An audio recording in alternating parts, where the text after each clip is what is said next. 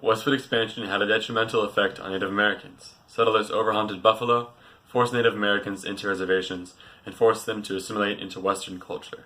Although there were many positive consequences for the settlers that moved into the ancestral home of the Native Americans, many negative ones ensued for the various tribes around the Great Plains. During the 1830s, after the Louisiana Purchase, the federal government had forced the Native Americans past the Mississippi River, claiming that the western land would be theirs forever. But during tensions from the 1840s and through the Civil War, it became evident that promise was not going to be kept. When settlers began to forcefully relocate and advance into the West, the Native American diverse culture was forever to be changed. In 1849, Francis Parkman wrote, "The buffalo supplies the Indian with the necessities of life, with habitations, food, clothing, beds, and fuel, strings for their bows, glue, thread, cordage, trail ropes for their horses, covering for their saddles, vessels to hold water, boats to cross streams, and the means of purchasing all they want from the traders. When the buffalo are extinct, they too must dwindle away." Everything the Kiowas had come from the buffalo. Their teepees were made of buffalo hides, so were their clothes and moccasins. They ate buffalo meat. Most of all, the buffalo was part of the Kiowa religion. The buffalo were the life of the Kiowas. Old lady horse. Western hunters also targeted buffalo. Their fur was very valuable, so hunters who wanted capital drove their populations down. Buffalo had high spiritual importance to the Native Americans, and they only wanted to hunt the buffalo if it was an absolute necessity. The Western hunters had no such restraint. It's estimated that less than 500 buffalo were in the wild by the 1880s. Once the settlers came out west and discovered the buffalo, the white settlers quickly took advantage of this resource. While the colonizers used the buffalo's thick hide for machine belts and their furs for fancy coats, the Native Americans were nomadic and moved with the buffalo, using them for food and clothing. The native people never disrespected the buffalo and mourned the loss. No! It was terrible. We started to run out of food and we couldn't make any more clothing. We would go where the buffalo went, but when they started dying, we had no motivation to go anywhere.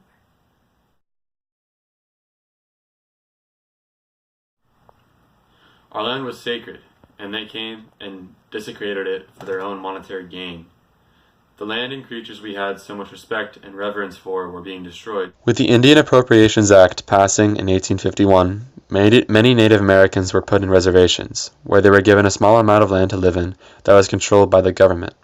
At first, it was seen as an obvious choice, as it was most comparable to living in the wild, but the limited area, exposure to diseases, and access to food made the reservations a hard place to live. A Native American named Cochise once said, "Nobody wants peace more than I do. Why shut me up on a reservation? We will make peace. We will keep it faithfully. But let us go around free as Americans do. Let us go wherever we please." We were promised freedom, but we weren't even allowed to leave the small reservation area. With limited access to food and exposure to unfamiliar diseases, many of us died in the reservations. We were even forced to conform to Western culture and wear Western clothes and adopt Christianity. It's no wonder why many natives in reservations retaliated. The Battle of Little Bighorn was fought on June 25, 1876, near the Little Bighorn River in Montana.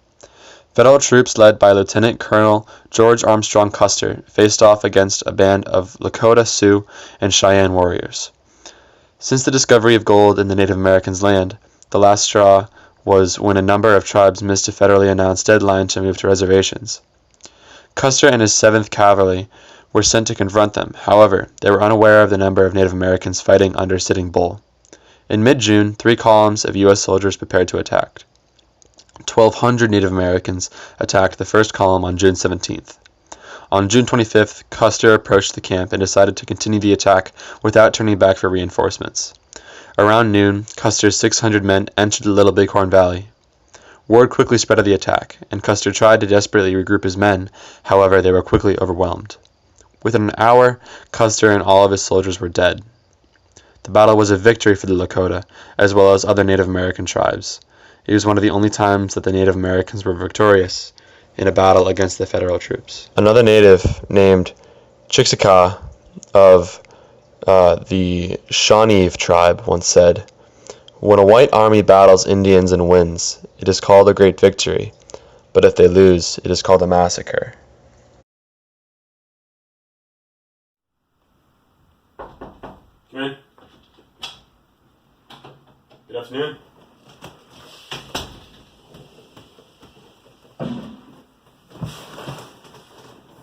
Good afternoon, sir. What brings you to my office today?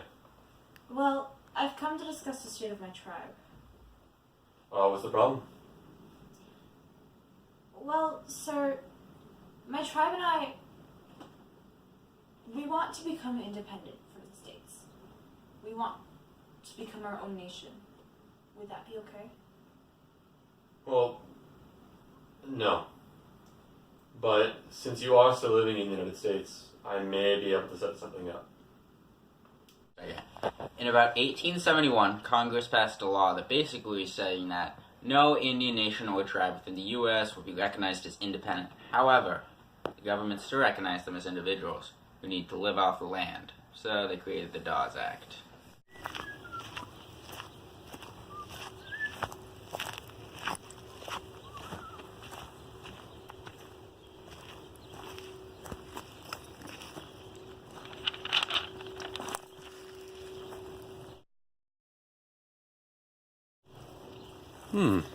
Hey, what's going on here? What? That's my land. Didn't you hear? Government passed the Dawes Act. They're taking our land and splitting it up among everyone. We all get an equal amount to build a new life on. So, what do we do to get it? Well, I mean, I heard that the government wants to do this in hopes that we join Western society. Like, they want us to wear their clothes and to work on farms or something. But I guess that the government doesn't watch over this anymore, so with the Dawes Act, we're kind of independent. How much do we get? We looked at our tribe records, and each group has a set allotment size. To each head of the family, 1/4 of a section. To each single person over 18 years of age, 1/8 of a section. To each orphan child under 18 years of age, 1/8 of a section. And to each other person under 18 years of age now living or who may be born prior to the date of the order of the President directing an allotment of the lands embraced in any reservation, 1/16 of a section. That doesn't seem like much. Besides, how big is an allotment anyway? Well, we just have to trust that the government is looking out for us. Remember Geronimo? Cherokee? Lean Bear? They're not looking out for us, they just want us to be like them. If you're not going to take advantage of it, then that's on you. I'm going to take my land and build a new life. I'm just saying, I don't think the Dawes Act is the best idea. It sounds like they're just taking the land we were already given happily and giving it back to us. Look, I know it doesn't seem like much, but we should just be happy that we're getting anything at all. For many natives, Western expansion meant indoctrination into Western culture. Many schools turned to natives to Western culture were set up, most notably the Carlisle School. They were taught to speak only English, to be Christian, and to give up their own culture. The goal of these schools was to eradicate Native American culture. For many, it was either that, or go to a reservation, or die. Captain Richard H. Pratt once said on the subject of Native American education, "Kill the Indian and save the man." It was an erasure of culture. They were taught to abandon their roots, to give up their food, their religion, their music, even their clothes, because the settlers said their culture was superior. Today, the West is predominantly populated by white Americans of European descent. Clearly and unfortunately, Western expansion has had a great negative effect on natives. It is our duty as historians to preserve the past and learn from it, so that prior mistakes do not occur again.